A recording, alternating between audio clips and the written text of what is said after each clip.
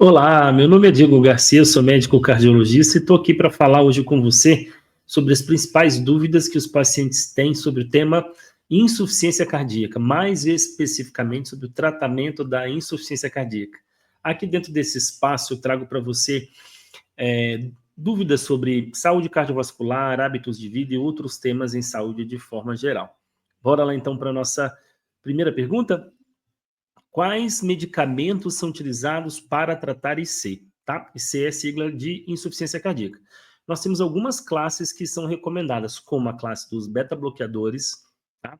Dentre eles, o principal é o carvedilol, é o mais conhecido. Lembrando que nem todos os beta-bloqueadores eles podem ser usados no tratamento da IC, tá? Mas o carvedilol, digamos, é um dos representantes da classe que pode ser usado, que a gente tem estudo mostrando eficácia, benefício no tratamento da IC. Outra classe são as classes dos IECAs e BRAS, que vão atuar ali no sistema renina, angiotensina, aldosterona. São classes, digamos, irmãs que vão agir dentro desse mesmo sistema.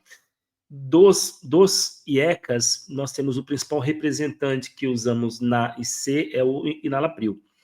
E dos BRAS, a losartana ou valsartana, tá? Uma terceira classe que nós temos é a classe dos diuréticos poupadores de potássio. Aqui no Brasil nós temos a espironolactona, que também ela é utilizada no tratamento da IC, nem em todos os casos, mas em alguns casos sim. Tá? Outra classe é a classe do sacubitril, né, dos inibidores da neprilecina, cujo o único representante até o momento que nós temos comercialmente disponível é o sacubitril, que já vem em uma formulação fixa associado à valsartana. Tá? E uma outra classe que é um pouco mais recente é a classe dos inibidores da SGLT2, que é uma classe de medicações, a dapaglifosina, a empoglifosina, que são os representantes, que até então eram utilizadas apenas para tratamento de pacientes diabéticos do tipo 2. E foi mostrado o benefício enorme que tem para tratamento da insuficiência cardíaca, independente se o paciente tem ou não tem diabetes. Nós temos outras classes de medicações, tá? Como, assim, por exemplo, a furosemida, que é um outro tipo de diurético, e outros tipos de medicações que a gente pode usar, mas essas que eu citei seriam, digamos, as principais classes, tá? E lembrando que quando o paciente ele tem um diagnóstico de insuficiência cardíaca, a gente não vai iniciar todas essas medicações de uma vez só, não. A gente vai avaliar o quadro clínico dele, vai iniciar 2, 3 medicações, né? E algumas delas a gente tem até indicação de ir aumentando a dose progressivamente para atingir um benefício, um efeito melhor, e a gente vai fazendo isso com certa cautela, avaliando sempre como é que o paciente fica após algum tipo de ajuste de medicação. Passando para a nossa segunda pergunta, as medicações, elas podem reverter o quadro de IC? Sim, sim. Tem algumas medicações, a gente até divide didaticamente, quando a gente vai falar de insuficiência cardíaca, estudar insuficiência cardíaca, entre assim, medicações que modificam o prognóstico, daquelas que só vão melhorar sintoma, tá? Então, dentre as classes de medicações que a gente usa para tratar IC, a gente tem algumas que vão atuar melhorando o prognóstico, não só apenas a qualidade de vida, né, podendo melhorar a expectativa de vida. Isso é à custa do que a gente chama de remodelamento reverso, ou seja, uma ação que essas medicações vão ter no remodelamento reverso, ali no médio e longo prazo. E o que é o remodelamento reverso? Primeiro, vamos explicar o que é o remodelamento. O remodelamento são as alterações que ocorrem no músculo do coração que vão provocar a insuficiência cardíaca, né?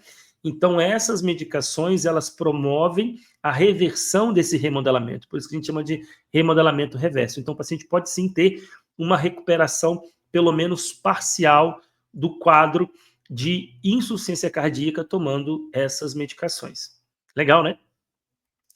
Vamos para a nossa terceira pergunta. Qual que é a importância da reabilitação cardíaca? A reabilitação cardíaca, primeiro ponto, ela não é simplesmente uma atividade física, tá?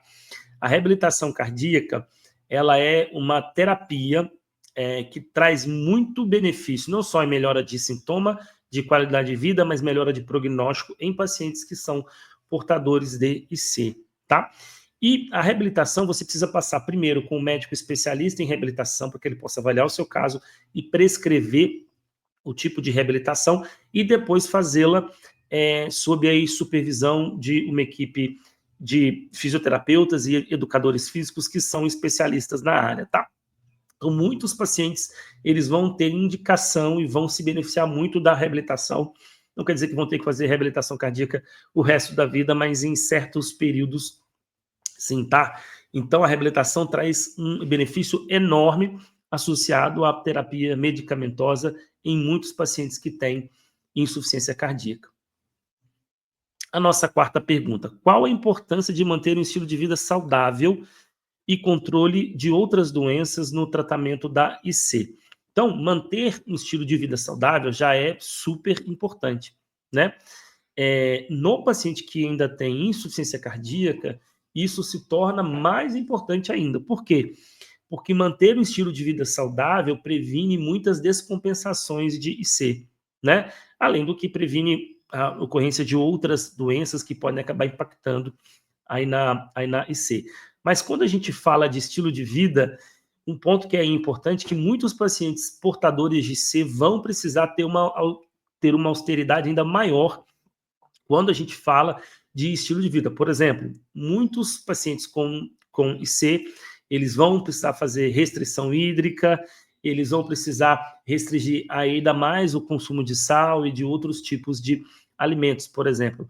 A atividade física sempre vai ter que ser avaliada e vai ter que ter sim, uma recomendação especial. Por isso que, em muitos casos, o paciente ele começa fazendo reabilitação cardíaca, ele melhora o sintoma, a gente tem uma segurança maior para, digamos, dar alta da reabilitação e ele poder fazer algum tipo de atividade física fora ali daquele ambiente de reabilitação, tá?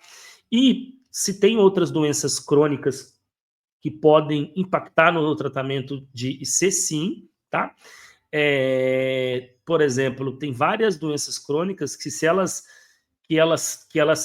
podem piorar o quadro de IC, levar a quadros de descompensação da IC. Vou aqui citar um exemplo. Pacientes que são portadores de insuficiência renal crônica. Esses pacientes, se eles não tiverem um bom controle da parte renal, inevitavelmente eles vão levar uma piora do quadro cardíaco, podendo levar até quadros de descompensação da IC. Então, sim, o tratamento, o controle das outras doenças crônicas que não, né, ou seja, em pacientes que são portadores de IC, isso é super importante, isso é super relevante, junto, claro, com um estilo de vida. Lembrando que muitas das vezes o paciente que tem IC, ele tem outras comorbidades, isso é bastante frequente, tá? Isso está associado não só a outras comorbidades cardiológicas, mas a outras comorbidades também de outras especialidades, tá? Indo para a nossa quinta pergunta, quando é necessária a realização do transplante cardíaco?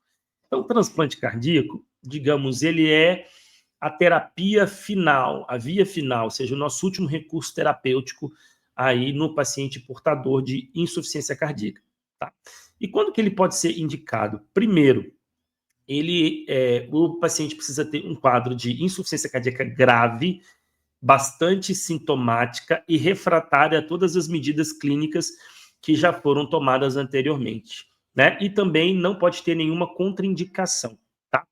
Então, se o paciente ele preenche esses critérios iniciais, ele precisa ser encaminhado para um centro especialista em insuficiência cardíaca e transplante, tá? Ele não pode fazer apenas acompanhamento com o cardiologista de assim, origem, a não ser que aquele cardiologista ele já seja, ele já pertença a um grupo ligado a alguma instituição que seja, né, que assim seja referência de ser e de transplante, tá? Senão, ele deve sim fazer o acompanhamento concomitante. Pode continuar, claro, o acompanhamento com o cardiologista que ele já havia fazendo acompanhamento, mas precisa também fazer esse acompanhamento com a equipe de IC e de transplante de alguma instituição vinculada ao Ministério da Saúde que tenha autorização para fazer transplantes. Então, quando esse paciente ele tiver uma possibilidade de, olha, eu acho que esse paciente é realmente grave,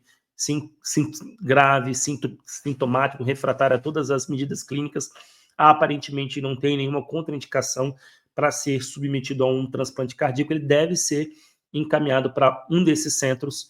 A indicação e as contraindicações, elas vão ser verificadas novamente, né? Afinal de contas, é um time especialista nesse assunto. Se caso o paciente tiver uma indicação, ele vai ser listado, ou seja, ele vai ter o seu nome incluído na lista ali de pacientes para sim transplante cardíaco, tá? Essa lista é uma lista controlada e precisa ser controlada, né? Até para manter todos os critérios rígidos e, enfim, que precisa ter.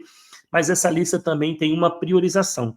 Pacientes que estão mais graves, né, com critérios clínicos objetivos, eles acabam passando ali na fila por causa da gravidade do quadro, né? E transplante cardíaco é uma coisa séria, ou seja, é um procedimento de alto risco, né? Mas sim, ela é uma alternativa terapêutica que a gente tem para alguns casos de insuficiência cardíaca, e que bom que nós temos essa alternativa terapêutica, tá?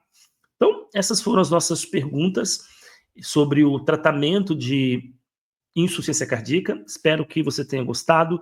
Se você tem alguma outra dúvida do tratamento, alguma outra dúvida de IC, pode aqui colocar aqui no chat. Ou se você tem alguma sugestão de algum outro tema que gostaria que eu abordasse aqui nesse espaço, tá bom? A gente se vê.